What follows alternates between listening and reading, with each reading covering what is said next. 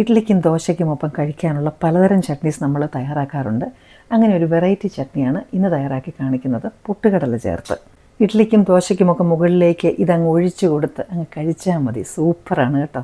പൊട്ടുകടല ഉള്ളതുകൊണ്ട് അത് ഒരുപാട് പ്രോട്ടീനും അതിനകത്തുണ്ട്. കൂട്ടുകാർക്കെല്ലാം മിസ് ചാൻഡീസ് ഫുഡ് നോട്ട്സിൻ്റെ പുതിയ ഈ എപ്പിസോഡിലേക്ക് സ്നേഹപൂർവ്വം സ്വാഗതം.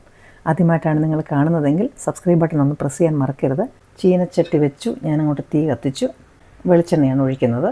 വീട്ടിൽ തയ്യാറാക്കുന്ന ഭക്ഷണമാണ് എപ്പോഴും നല്ലത്. Home food is the best food, so cook at home. അപ്പോൾ എണ്ണയൊന്ന് ചൂടാകുമ്പം ഒരു 5-6 കശുവണ്ടി അല്ലെങ്കിൽ കാഷ്യൂനട്ട് ഇടാം. ഇത് ഓപ്ഷനിലാണ്. അത് ചെറുതായിട്ടൊന്ന് പിങ്കിഷ് കളറാകുമ്പോഴത്തേ നമുക്ക് അതിലേക്ക് പച്ചമുളക് ഇടാം. പിന്നീട് ഒരു ചെറിയ കഷ്ണം ഇഞ്ചി, അത് സ്പ്ലിറ്റ് ചെയ്തിട്ടത്, വെളുത്തുള്ളി, ക്ലോവ്സ് ഓഫ്, പിന്നീട് സവാള. ഒന്ന് ചെറുതായിട്ട് വഴന്നു വന്നാൽ മാത്രം മതി. ഇതൊന്ന് വഴന്നു വരുമ്പോൾ നമുക്ക് തേങ്ങ ഇടാം. ഇതൊന്ന് ചൂടായാൽ മാത്രം മതി. ഇത് നന്നായിട്ട് ചൂടായിട്ടുണ്ട്. ഇനി ഈ സമയത്ത് നമ്മൾ തീ അങ്ങ് ഓഫ് ചെയ്യണം. തീ ഓഫ് ചെയ്തിട്ട് വേണം പൊട്ടുകടല ഇട്ട് കൊടുക്കാൻ. പൊട്ടുകടല ഓൾറെഡി റോസ്റ്റഡ് ആണ്. പിന്നെ അതിനകത്തെല്ലാം കൂടെ നമ്മളൊന്നിട്ട് മിക്സ് ചെയ്യുന്നത് മാത്രം. ഇനി ഇത് തണുക്കുമ്പോൾ നമുക്കൊന്ന് ഉപ്പ് ചേർത്ത് അരച്ചെടുക്കാം. അപ്പോൾ ഒന്ന് തണുക്കട്ടെ. ഇതിലേക്ക് ഉപ്പ് ചേർക്കാം. അരച്ച് നോക്കിയതിന് ശേഷം ഉപ്പ് കുറവുണ്ടെങ്കിൽ പിന്നെ ഇട്ട് കൊടുത്താലും മതി. ഇനി ഇതിലേക്ക് നമ്മൾ വെള്ളമൊഴിച്ച് നമുക്കിതൊന്ന് അരച്ചെടുക്കാം. അപ്പോൾ നമുക്ക് അരച്ച ചട്നി പാത്രത്തിനകത്തോട്ട് ഒഴിക്കാം. അതിനകത്തൊരു ശകലം വെള്ളം കൂടെ ചേർത്ത് ലൂസാക്കിയാൽ മതി. അത് തിളപ്പിച്ചാർച്ച വെള്ളം ചേർക്കണേ. ഇഡ്ഡലിക്കകത്തൊക്കെ അങ്ങ് കുതിർത്ത് കഴിക്കാനാണെങ്കിൽ വെള്ളം അതനുസരിച്ചൊന്ന് നീട്ടി ഒഴിച്ച് കൊടുത്താൽ മതി. എന്നിട്ട് ഇതിനകത്തേക്ക് കടുക് വറുത്തിട്ട് കഴിഞ്ഞാൽ നമ്മുടെ ചട്നി റെഡിയായി. നല്ല കൊഴുപ്പാണ്, അതുകൊണ്ട് ശകലം കൂടെ വെള്ളം ഒഴിക്കാനേ. മിക്സ് ചെയ്തിട്ട് നമുക്ക് കടുക് വറുത്തിടാം. വെള്ളം ഒഴിക്കുമ്പോഴെല്ലാം തിളപ്പിച്ചാർച്ച വെള്ളം ഒഴിച്ച് വേണം അരയ്ക്കാനും ചേർക്കാനും ഒക്കെ. കരിയിനി നമ്മൾ തിളപ്പിക്കരുത്. തിളപ്പിച്ച് കഴിഞ്ഞാൽ ഇത് പരിപ്പായതുകൊണ്ട് ഇതിൻ്റെ ടെക്സ്ചർ മാറിപ്പോവും, വെന്തു പോവും പരിപ്പ്. അപ്പോൾ ഇനി കടുക് വറുത്ത് ചേർക്കാം. അങ്ങനെ ഈ പരിപാടി ഇവിടെ അവസാനിപ്പിക്കാം. ചൂടാകുമ്പോൾ വെളിച്ചെണ്ണ ഒഴിക്കാം. എണ്ണ ചൂടാവുന്നുണ്ടെങ്കിൽ നമുക്ക് കടുകിടാം.